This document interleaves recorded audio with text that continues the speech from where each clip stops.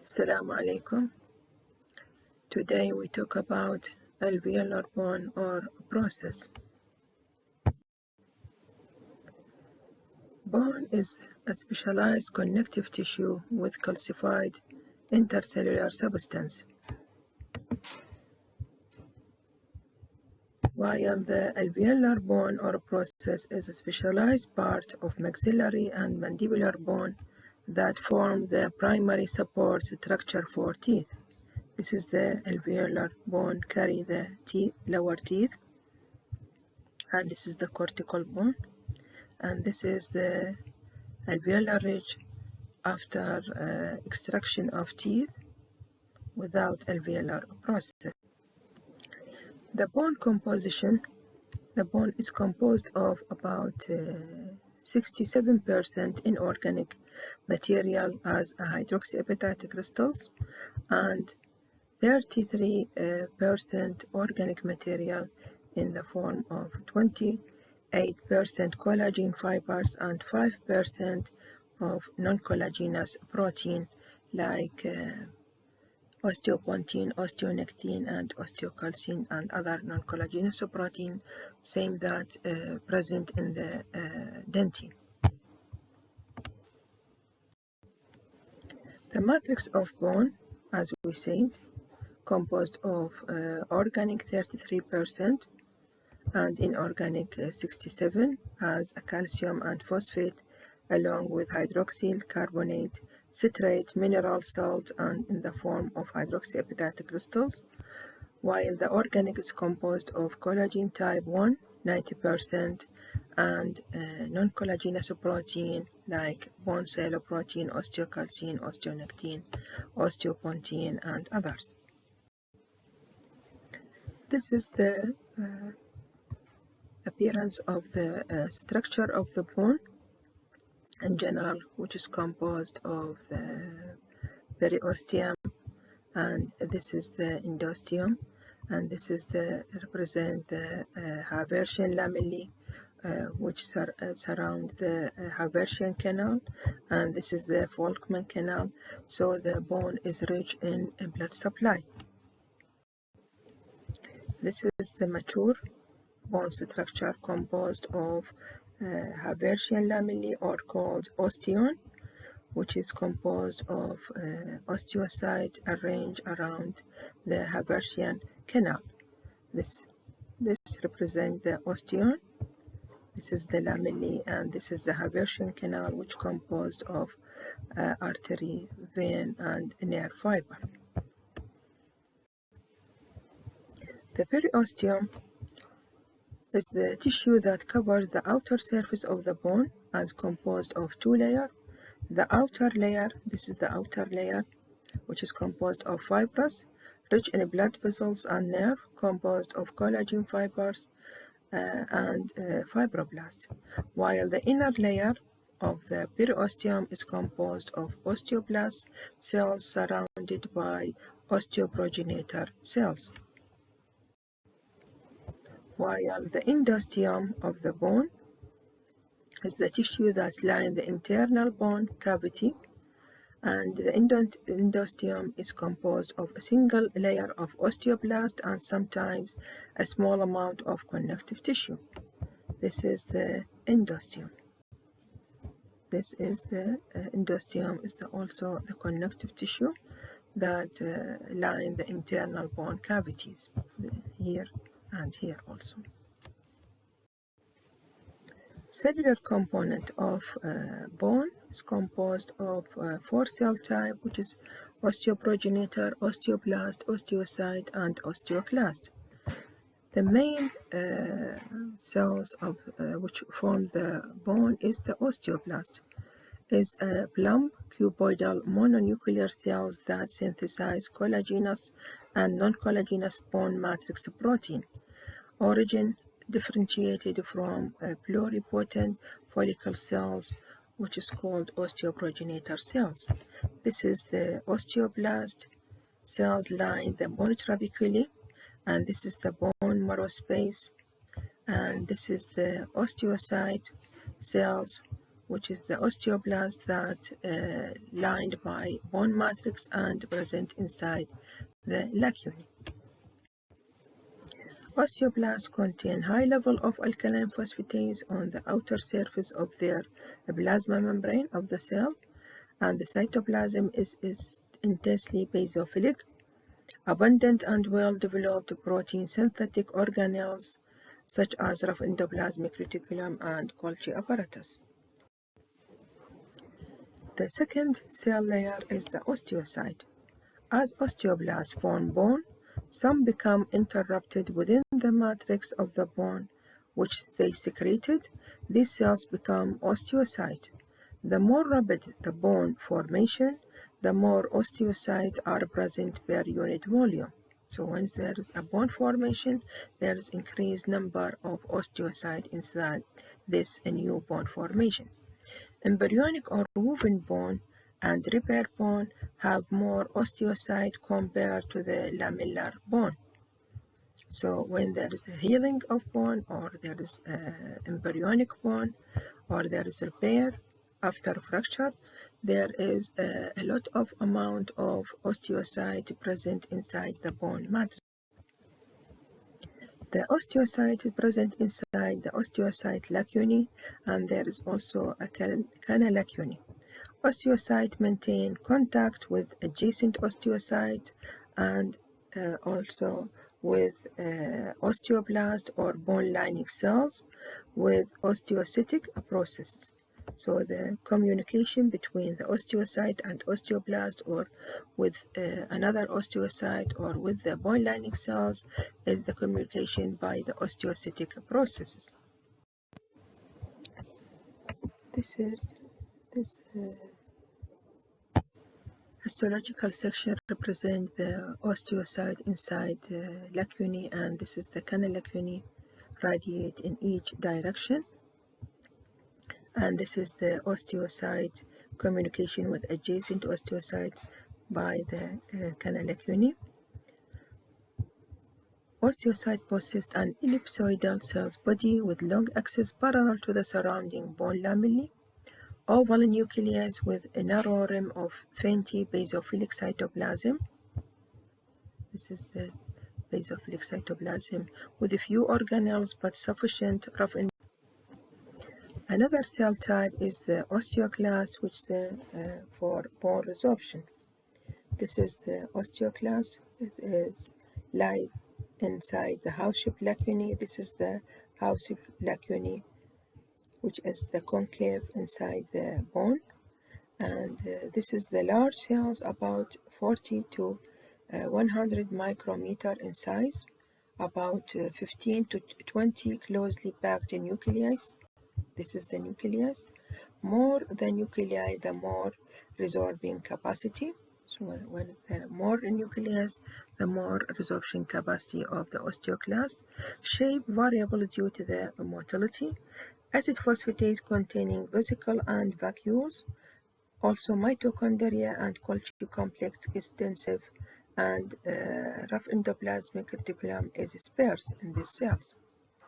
This is the osteoclast, and this is the osteoblast, which is mononucleating cells.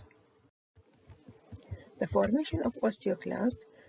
The osteoclast derived from hemopoietic cells of monocyte macrophage lineage. Their proliferation and differentiation require cell-to-cell interaction with osteoblast and stromal cells or osteoprogenitor cells. The osteogenesis or ossification of the bone, the process of bone formation, is called osteogenesis. We have two types of bone formation, either intramembranous ossification or endochondral bone formation. Intramembranous ossification is the formation of bone from the previous bone, while the endochondral bone formation, the formation of bone from the chondroid tissue. Bone remodeling and resorption. Bone is a dynamic tissue and is always undergoing changes to adapt for the functional forces, mesial drift, and eruption of the teeth. there is constant formation and resorption of bone. Period of resorption alternate with period of rest and repair. The line seen in the bone or incremental line in bone, we have two types of incremental line in bone, is the resting line and reversal line. The resting line, this line corresponds to the resting period in the process of continuous bone formation, while the reversal line, when a period of bone resorption is followed by bone formation, there is a dark line is seen which separates the new bone from the old bone. This resembles the shape of house black uni. So the reversal line is a scalloped line and represent the shape of house black uni when the osteoclast present inside it when it's formed bone resorption.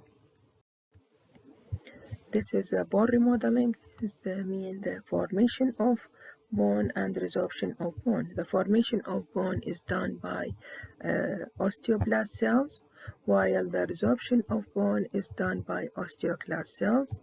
This is the osteoblast, which is come from the mesenchymal stem cells, and this is the osteoclast, which come from the hematopoietic stem cells from the monocyte, and this is multinucleated cells. So what is the bone resorption is then after that the bone formation, and this is called the bone remodeling. The sequence of event in bone resorption is this is the event.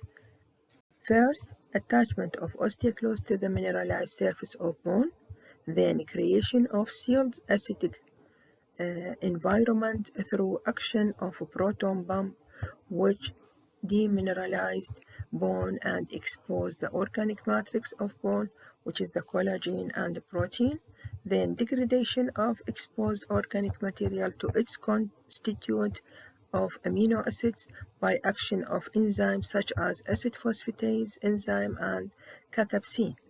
Then the sequestering the mineral ion and amino acid within osteoclast itself.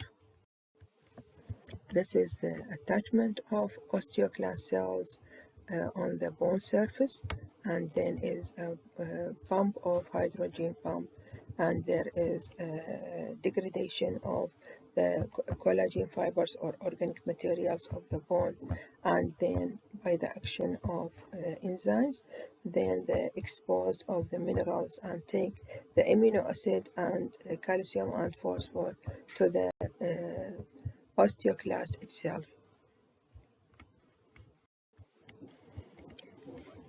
Then we talk about the alveolar bone or process. As we said, alveolar process is that part of maxilla and mandible that form and support the socket of the teeth. The development of this alveolar process, it starts in the second month of intrauterine life or fetal life, developing tooth but are enclosed in this groove. This is the groove by formation of this bone in the groove, and this is the tooth germ inside this groove. Major portion of alveolar process begin with a root formation and eruption of the teeth. The major portion of alveolar process is formed with the formation of the cementum and periodontal ligament of the tooth. During rapid growth, alveolar crest show characteristic of cartilage and bone, chondroid bone. This is the bone, the development of alveolar process, and this is the developing tooth. And this is the mical cartilage, so this is tooth represent the lower teeth. This picture represents the tooth inside its socket, and this is the alveolar process. This is the alveolar process, and this is the body of the mandible, represents spongy bone and lingual cortical plate, and this is labial cortical plate. And this is the decalcified section of the tooth. This is the periodontal ligament, and this is the alveolar process, which form the socket of the of this tooth.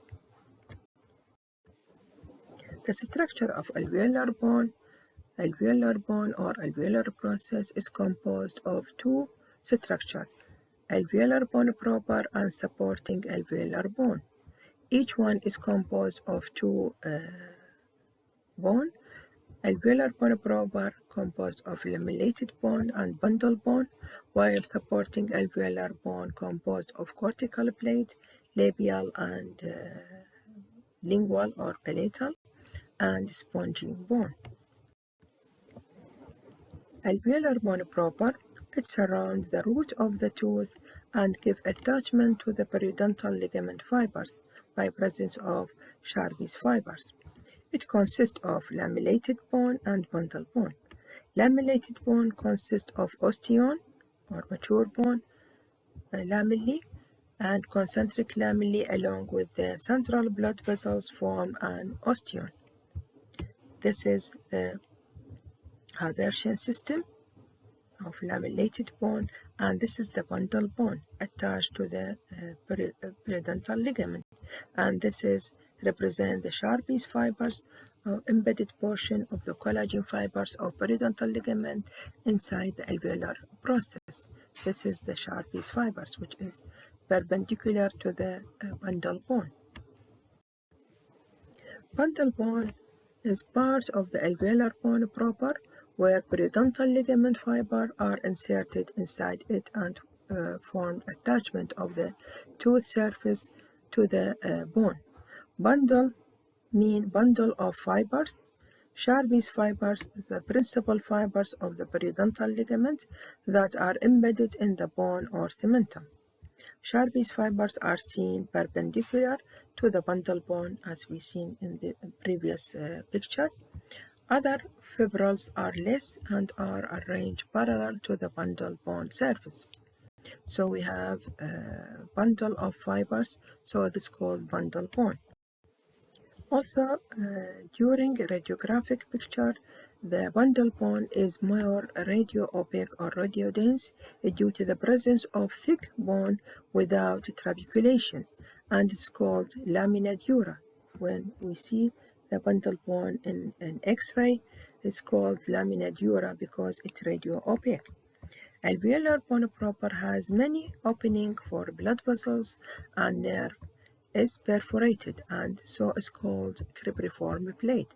So the bundle bone have three names: bundle bone due to the bundle of collagen fibers, and lamina dura due to radiographically, and cribriform plate due to the presence of many opening of blood vessels that came from the bone toward the periodontal ligament. Interdental and interradicular septa have canals known as canals of Zucker, Kendall, and Hersfeld canal when it comes from the bone toward the periodontal ligament. This is the lamina dura. This is the X-ray of the socket after extracted of the lower molar tooth. This line represents the lamina dura or the bundle bone. Is radio-opaque line, and this is the represent the socket of teeth after extraction in the lower jaw.